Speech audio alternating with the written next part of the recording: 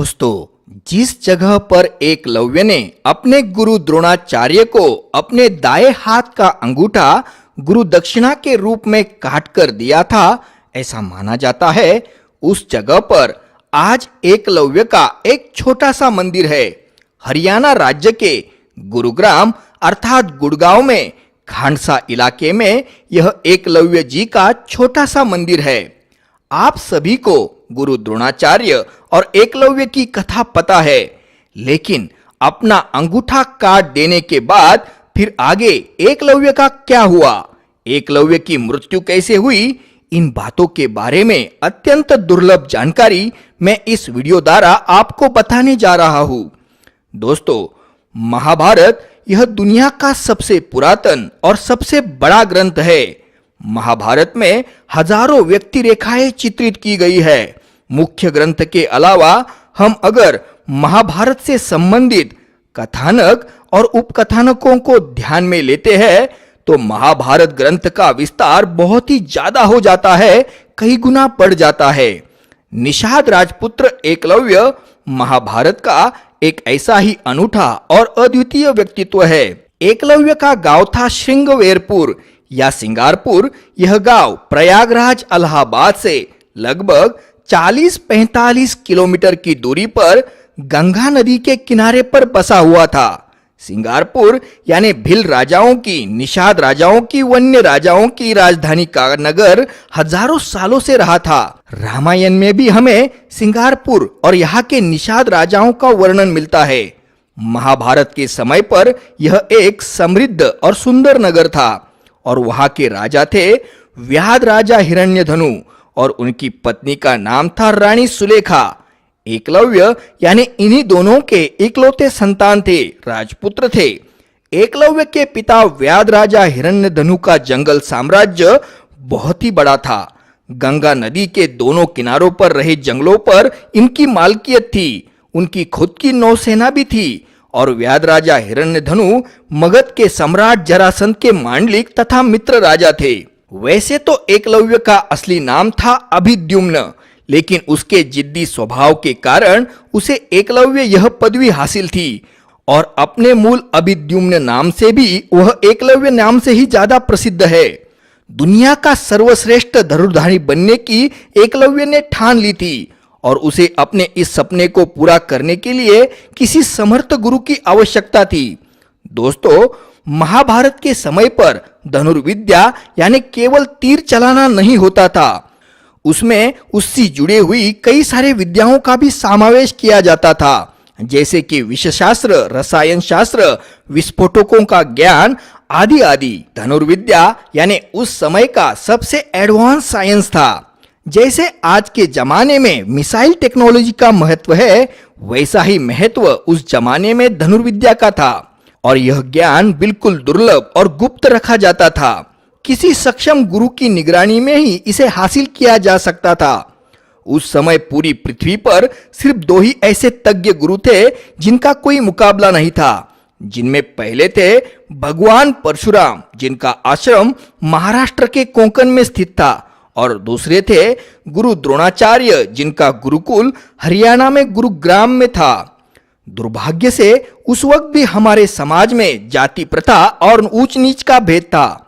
क्षत्रियों का तिरस्कार करने वाले भगवान परशुराम केवल ब्राह्मणों को ही धनुर्विद्या सिखाते थे। तब उनसे सीखने के लिए कर्ण ने अपने सिर का मुंडन करके ब्राह्मण होने का झूठा दावा कर परशुराम से धनुर्विद्या का ज्ञान प्राप्त किया था। गुरु परशुराम से एकलव्य को कोई उम्मीदें नहीं थी, तो फिर एकलव्य के लिए अब सिर्फ गुरु द्रोणाचार्य से ही उम्मीदें थी और धनुर्विद्या सीखने के लिए एकलव्य सिंगारपुर से हरियाणा के गुरुग्राम में आ गया। मैं एक राजकुमार हूँ, यह कहकर उसने गुरु द्रोणाचार्य से उसे एक शिष्य के रूप में स्वीकार करने के लिए विनती की।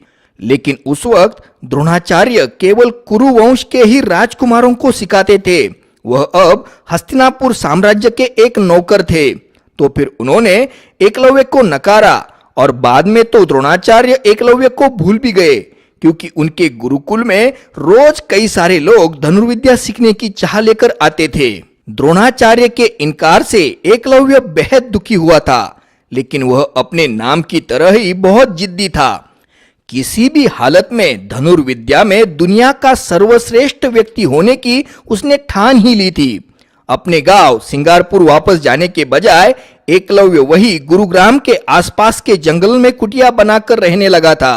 छिप छिप कर चोरी चोरी वह द्रोणाचार्य को राजकुमारों को धनुर्विद्या सिखाते हुए देखता था। अपनी कुटिया के पास एकलव्य ने गुरु द्रोणाचार्य का एक मिट्टी का पुतला भी बनाया था।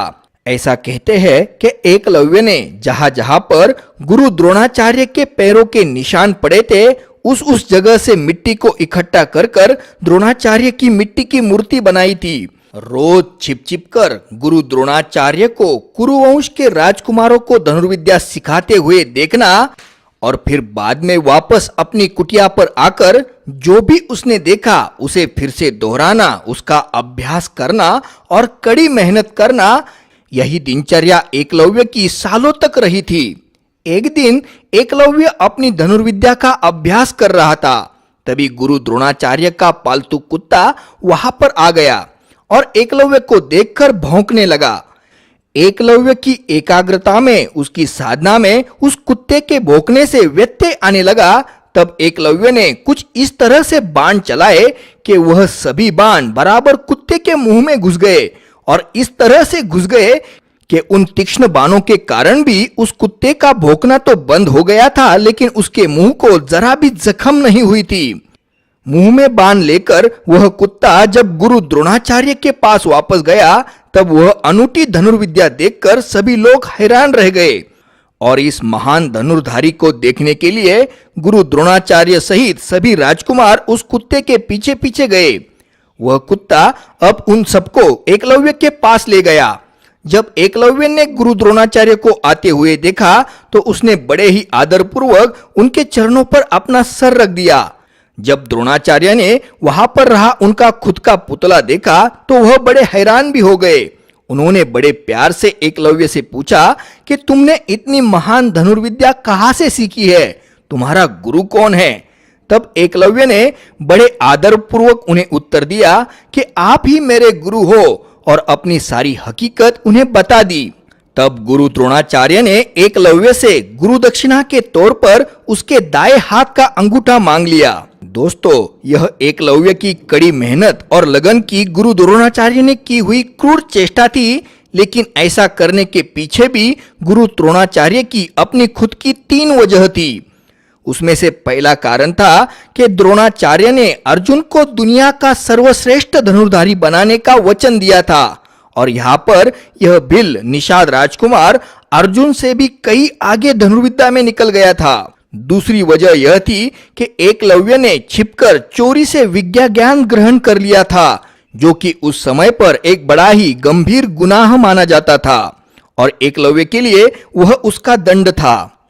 तीसरा कारण राजनैतिक था, क्योंकि उस समय पर मगध साम्राज्य और कुरु साम्राज्य एक दूसरे के दुश्मन थे और एकलव्य के पिता व्याध राजा हिरण्यधनु जरासंध का मित्र था, जो कि मगध का सम्राट था।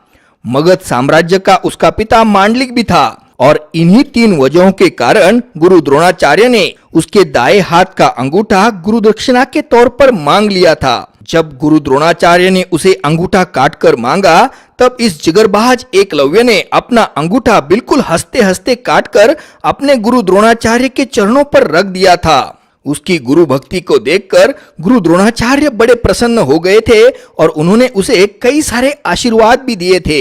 आमतौर पर सबको यही लगता है कि जो कि एकलव्य ने अपने दाएं हाथ का अंगूठा गवाया था तब उसकी धनुर्विद्या वहीं पर ही खत्म हो गई थी, लेकिन दोस्तों ऐसा बिल्कुल नहीं था।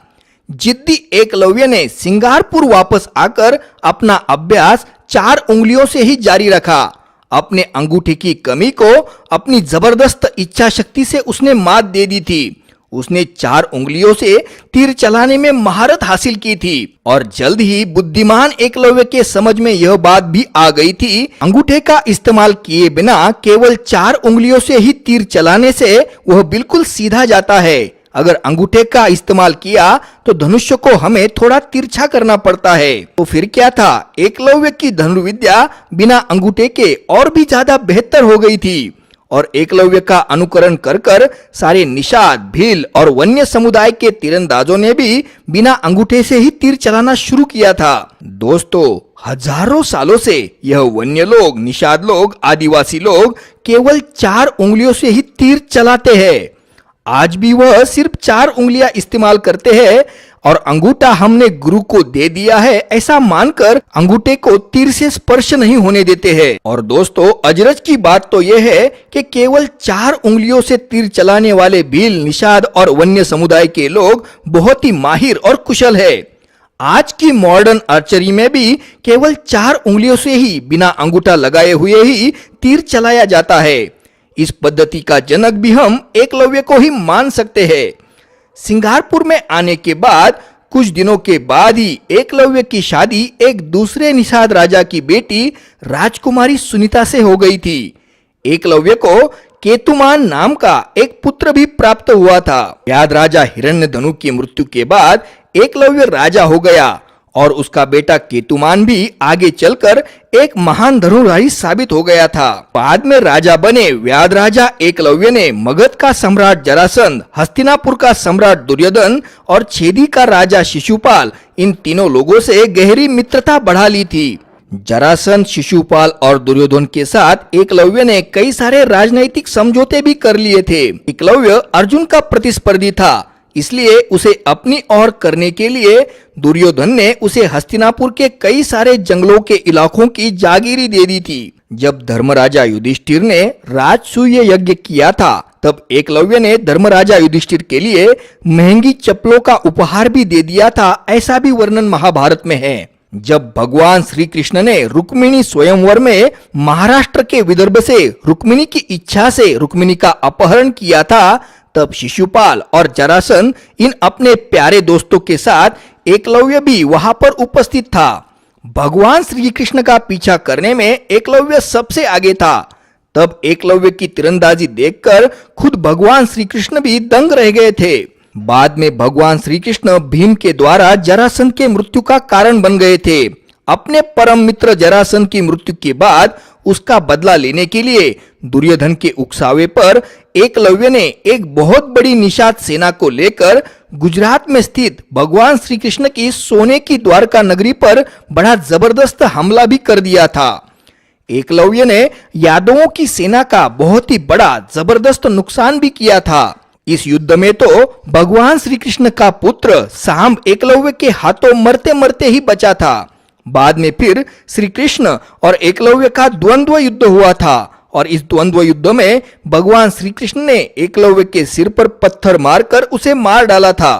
बाद में भगवान श्री कृष्ण ने महाभारत के द्रोण पर्व में और द्रोण पर्व के उपपर्व घटोत्कच वध में खुद अपने मुंह से अर्जुन से यह कहा है कि मैंने तुम्हारे लिए सबसे खतरनाक दुश्मन को, एकलव्य को, बहुत पहले ही मार दिया है। अगर एकलव्य अभी जिंदा होता तो तुम्हारे लिए बहुत सारी अड़चनें पैदा कर सकता था। एकलव्य का बेटा केतुमान भी बाद में सिंगारपुर का राजा बना था। एकलव्य के बेटे केतुमान में महाभारत के युद्ध में कौरवों के पक्ष से अपनी पूरी निषाद सेना के साथ भाग लिया था। एकलव्य के बेटे केतुमान को पांडवों के भीम ने महाभारत युद्ध के 14वें दिन में मार डाला था। केतुमान के बेटे ने बाद में व्याध राजा की पदवी ले ली और फिर वह सिंगारपुर का राजा बन गया था। आज भी पूरे भारत के सभी आदिवासी, भील, निषाद और वन्य समुदाय के लोगों में महान राजा एकलव्य के बारे में बड़े आदर, प्यार और सम्मान की भावनाएं हैं। राजा हिरण्यधनु, राजा एकलव्य और राजा केतुमान के सम्मान में कई सारे आदिवासी गीत, वन्य गीत उन्होंने रच लिए हैं। नमस्कार दोस्तों, आप मेरे वीडियोस को लाइक कीजिए, मेरे चैनल को सब्सक्राइब कीजिए और साथ में बेल आइकॉन को प्रेस कीजिए ताकि जब भी मैं कोई वीडियो अपलोड करूं तो आपके पास उसकी तुरंत जानकारी पहुंच जाए। आपका बहुत बहुत धन्यवाद।